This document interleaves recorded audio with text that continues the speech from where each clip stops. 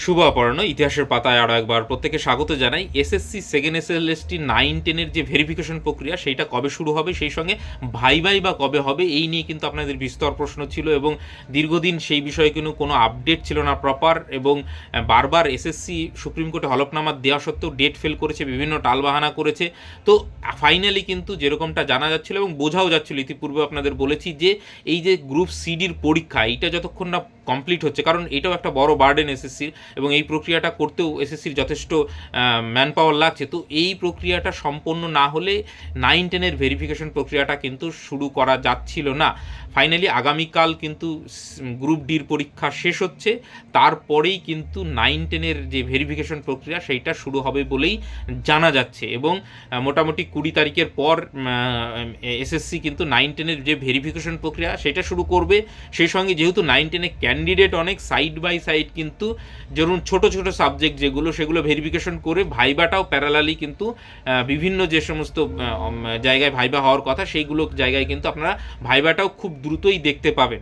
এবং সেই সঙ্গে আরও একটা বিষয় কনসার্নের, সেটা হচ্ছে যে যেহেতু 11-12-এর প্রক্রিয়ায় একটু ডিলে হচ্ছে, যারা 9-10-এও ডাক পেয়েছেন, 11-12-এও চাকরি পেয়েছেন, তারা যেহেতু এখন অবধি, কারণ কয়েকটা সাবজেক্টে মাত্র অ্যাপয়েন্টমেন্ট লেটার দেওয়া হয়েছে, তাহলে ব্যাপার এইখানে একটা বড় সমস্যা দেখা দিচ্ছে যে যদি কেউ যদি নিয়োগ 11-12-এ পেয়েও থাকে, এখনও তো সে অ্যাপয়েন্টমেন্ট লেটার হাতে পায়নি, অতএব তিনি 9-10-এ আবার যাবেন, কারণ দুটো জায়গায় যারা ডাক পেয়েছেন।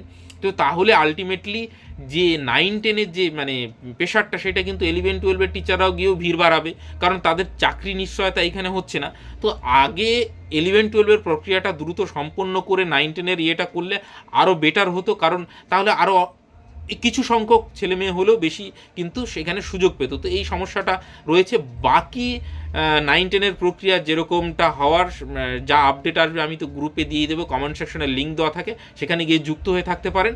তো আপনারা মোটামুটি মানসিকভাবে প্রস্তুতি নিয়ে নিন, এবং আপনাদের যা ডকুমেন্টসপত্র সেগুলো গুটিয়ে নিন, যে 20 তারিখের পর থেকে এই ভেরিফিকেশন প্রক্রিয়া শুরু হবে। সেই সঙ্গে কিন্তু ভাইবার প্রক্রিয়াটাও কিন্তু দ্রুত শুরু হয়ে যাবে।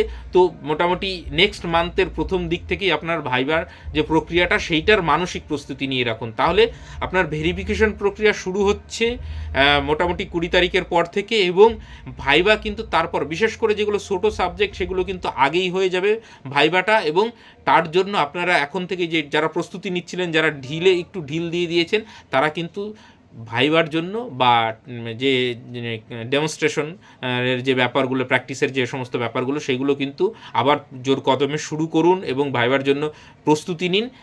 যদি ঢিলেঢালা হয়ে থাকে, এবার কিন্তু 9-10-এর প্রক্রিয়াটা দ্রুত গতিতে এগোবে বলেই মনে হচ্ছে। এবার বাকি রাজ্যের পলিটিক্যাল সিচুয়েশন কোন দিকে যায় তার পরিপ্রেক্ষিতে কোনো ইফেক্ট পড়বে কিনা, আশা করছি পড়বে না, যেহেতু অনগোয়িং প্রসেস। কিন্তু তারপরেও মানে পলিটিক্যাল সিচুয়েশনের ওপরও কিন্তু অনেক কিছু ডিপেন্ড করবে, কারণ যদি রাষ্ট্রপতি শাসন জারি হয় তখন কোনো সমস্যা আসবে কিনা, এই বিষয়গুলো কিন্তু থাকছেই। তো যত দ্রুত এই প্রক্রিয়াটা সম্পন্ন হয় ততই ভালো, এবং 9-10-এর প্রক্রিয়াটা ফাইনালি কিন্তু এতদিনের অপেক্ষার অবসান হতে চলেছে। তো যাই হোক, যা আপডেট আসবে আমি জানিয়ে দেবো। ভালো থাকবেন, সুস্থ থাকবেন, এবং অবশ্যই ভালো করে ভাইবার জন্য প্রস্তুতি নেন। Thank you. আর আবারও বললাম যে যা আপডেট সেটা কিন্তু আমি গ্রুপে নিশ্চয়ই জানিয়ে দেবো।